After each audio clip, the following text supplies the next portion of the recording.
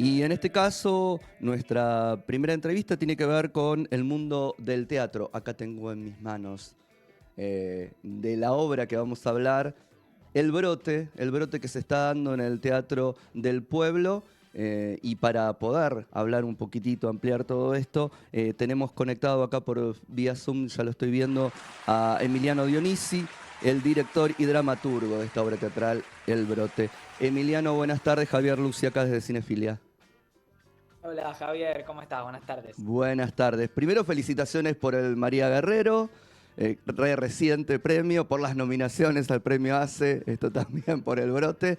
Eh, y lo primero que me surge es cómo apareció el brote, cómo surgió el brote. El brote surge por el deseo de volver a trabajar con Roberto Peloni. Nosotros trabajamos en una primera oportunidad en una versión que escribí y dirigí de Cyrano de Bergerac en el Teatro Cervantes Cirano de hace Mazacá. unos años. Cyrano de Mazacá, claro. Yo lo conocía a Roberto de haberlo visto, no lo conocía personalmente, lo convoqué para ese proyecto y la verdad que tuvimos una experiencia muy hermosa. Después hicimos Huesito Caracú, la obra de Midón, en su nueva versión en el Teatro El Picadero. Y en pandemia algo más así para despuntar el vicio, ¿viste? Como hicimos la mayoría de los artistas, Sí. no para ganar un mango, porque con el streaming se ganaba 2 pesos con 50, pero para no volvernos locos.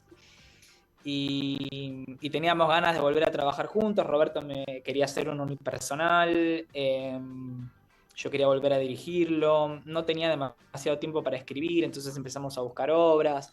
Él me ofreció una obra que era muy linda, pero necesitaba demasiada adaptación. Entonces dije, bueno, dame un tiempito que me siento a escribir y veo qué sale. Y salió El Brote, que es un desafío para él como intérprete y obviamente para mí también como director. Así que fue un poco eso, tener una excusa para volver a trabajar juntos y indagar en un mundo que obviamente yo lo tengo muy cercano, que es el mundo del teatro, del teatro clásico, de las compañías teatrales. Yo tengo una compañía hace más de 12 años, entonces es un universo que conozco y me gustó investigarlo a partir de la ficción. Le contamos un poco a los oyentes que todavía no tuvieron la posibilidad de ver El Brote, este unipersonal donde un actor que siempre hace esos papeles que son como puentes, como los que localizan geográfica y temporalmente las situaciones, las escenas, como dice el personaje de Roberto en la obra, de una manera, los que no tienen nombre, y de repente entramos en ese mundo para ver la función, para ver el detrás de escena de la función, para ver los ensayos, para escuchar sus opiniones sobre los directores, el director que está en la compañía, los actores, sus colegas y demás. Digo, y entramos en eso, en una catarata verborrágica de situaciones que se van como complejizando cada vez más. Un poco eso es para incentivar a los oyentes, si te parece bien la sinopsis sin spoiler ni demás.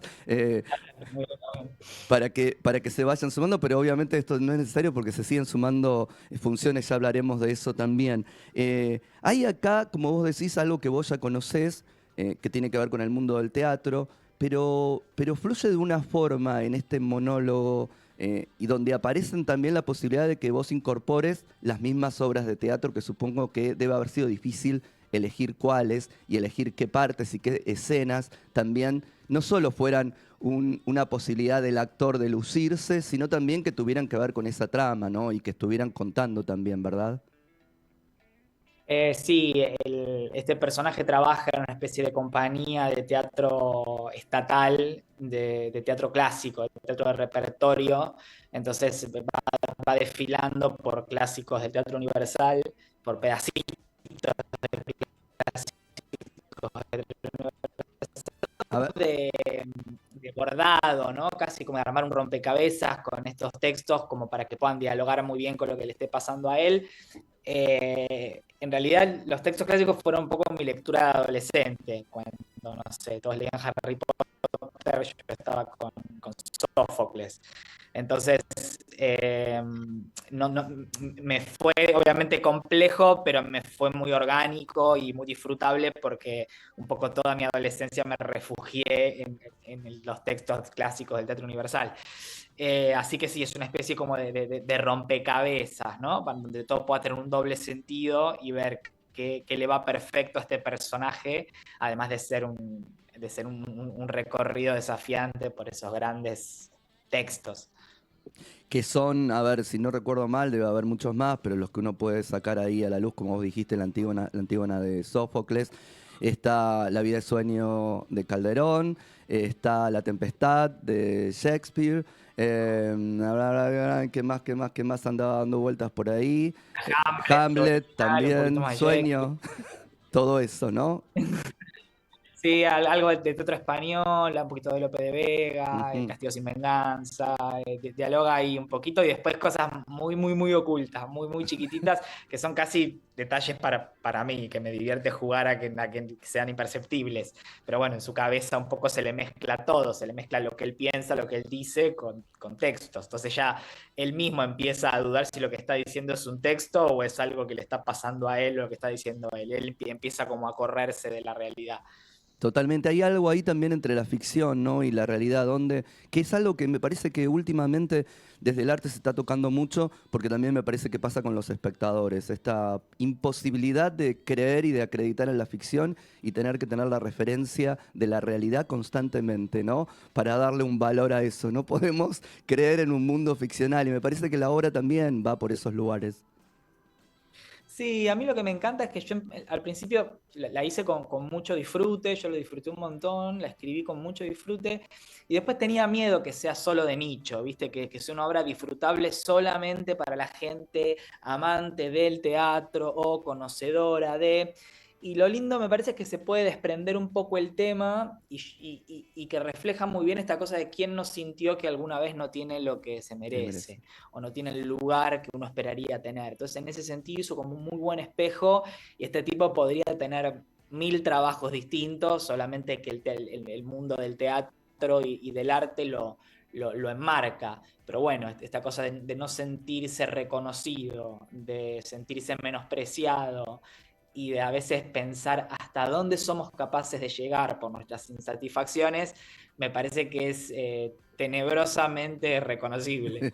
Eso sí, totalmente. Como también, obviamente, hay algunas otras cosas que tienen que ver con esto de una compañía estatal también, ¿no? Desde dónde del Estado las políticas culturales apuntan y apuestan y dan un dinero para sostener determinadas cosas y hasta dónde pareciera ser solo como una cosa de lustre para algunos y sigan, por más que tengan éxito, como ocurre en la obra o algo por el estilo, es el mismo presupuesto. Lo atamos con un alambre, pero le seguimos agregando funciones, hacemos 455 obras distintas un día cada uno, pero ahí sostenemos porque además la vocación, ¿no? Como si uno viviera de la vocación.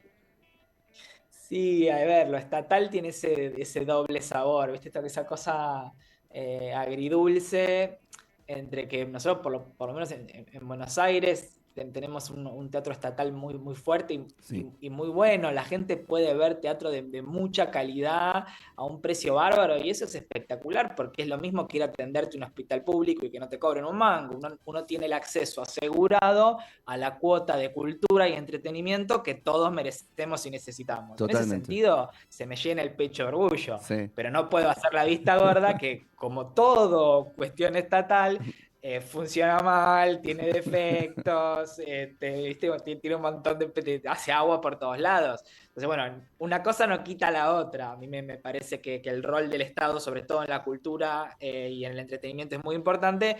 No por eso dejo de criticar lo que siento que no se hace bien, por No, no, supuesto. totalmente, digamos. Además, sabiendo que, por ejemplo, San Martín tenía su compañía, cosa que después, en un momento determinado, se decidió que ya no más.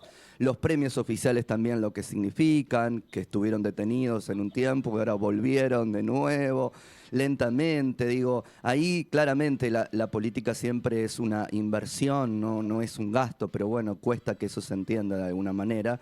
Pero como vos bien decís y rescatás, si no existiera ese teatro también estatal, tanto en la ciudad como el nacional, digo, el San Martín y todo lo que lo rodea, las otras salas del San Martín, y el Cervantes por otro lado, habría muchas obras que es imposible de que algún productor comercial las ponga, ¿no? Con 10, 14 actores en el escenario, digo, eso es como imprescindible, necesario para que se siga sosteniendo. Una plaza teatral como es Buenos Aires, además.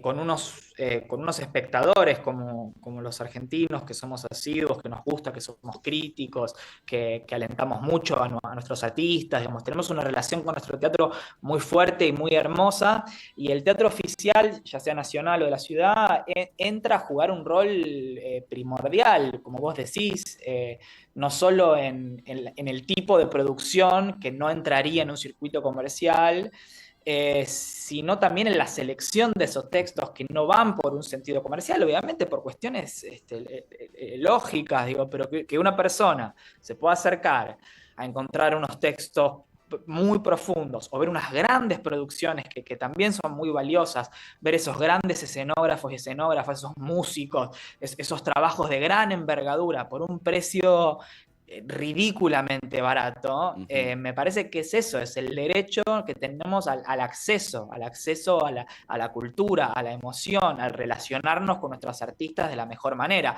Yo soy un acérrimo defensor, yo hice 2 carreras artísticas públicas y obviamente critico todo lo que falta porque sabemos los problemas que tienen también las universidades públicas, pero yo tengo un orgullo de haberme formado con los mejores docentes que yo puedo tener, con unos compañeros espectaculares, todo espectacular, de manera gratuita.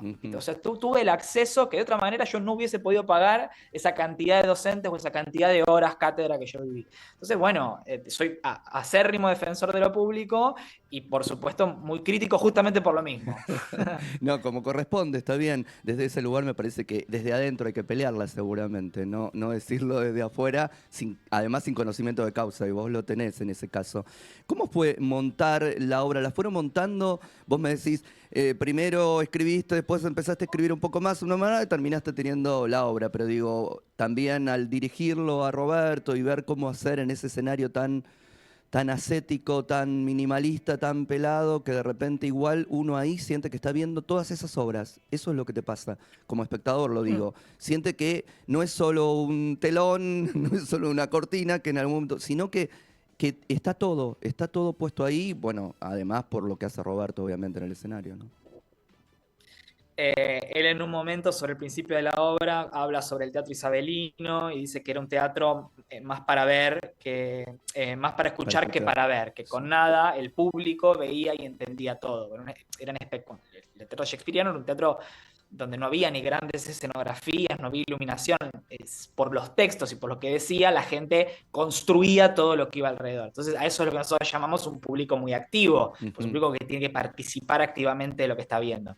Entonces, el personaje a modo de guiño lo cuenta sobre el principio del espectáculo, porque es un poco lo que termina pasando. El espectador con nada termina de completar al resto de sus compañeros, a cómo están vestidos, a qué obra está viendo, a cómo son esos escenarios, y realmente no tenés nada. Esa magia que se genera con el público activo me parece precioso y de las cosas que a mí en lo personal más me gustan del teatro. Y el proceso de ensayo fue muy disfrutable y sobre todo la satisfacción de que nos permitimos un proceso distinto de los que veníamos trabajando. Sebastián Escurra, que es el productor de la compañía Criolla, sugirió hacer un proceso de ensayo sin fecha de estreno. Empecemos a ensayar y ensayemos el tiempo que haga falta y sin una sala en la cabeza. Entonces nos corrimos un poco de un calendario que nos apriete de alguna manera. Ensayamos casi 6 meses a 3, 4 veces por semana, o sea, con un rigor muy, muy fuerte, porque la obra tiene una dificultad muy, muy alta interpretativa, que Roberto la hace de manera extraordinaria. Y después de esos 6 meses, Sebastián sugirió hacer unos work in progress, abrir unas funciones en algunos lugares. Hicimos una en San Miguel, otra en Lanús, y hacíamos charlas con la gente después de las funciones, un poco para tantear, a ver Ajá. cuál era la temperatura del público. Ahí ya descubrimos que iba a gustar, porque la gente viajaba mucho con la obra, pero por ejemplo, en esas pruebas hicimos unos recortes, la obra era un poquito más larga, entonces yo decidí recortar algunas cositas.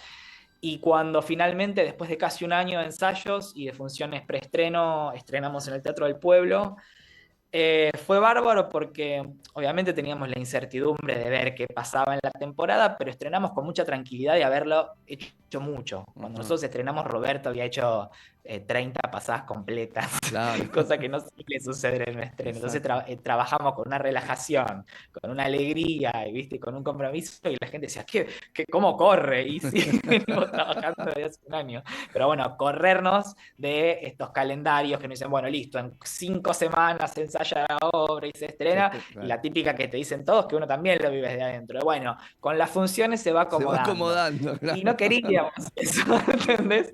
No queríamos eso. Así que Claro. estrenamos muy bien por eso. La verdad que estrenamos muy bien por eso. Muy bien, ahora me diste pie para recordar y para agradecerle a Sebastián, porque lo que pasa con el brote es que todo el mundo la quiere ver y entonces es a cruzar los dedos de poder conseguir que alguno que haya, no sé, se haya reservado la entrada hace mes y medio, no vaya en ese momento, decir pobre que no pudo ir, pero gracias, porque entonces me pude sentar. Así que le agradezco también a Sebastián que pudimos ver la obra. Emiliano, a ver, para nuestros oyentes, porque siempre está bueno que lo hagan ustedes más que nosotros, ¿dónde pueden ir a ver el brote?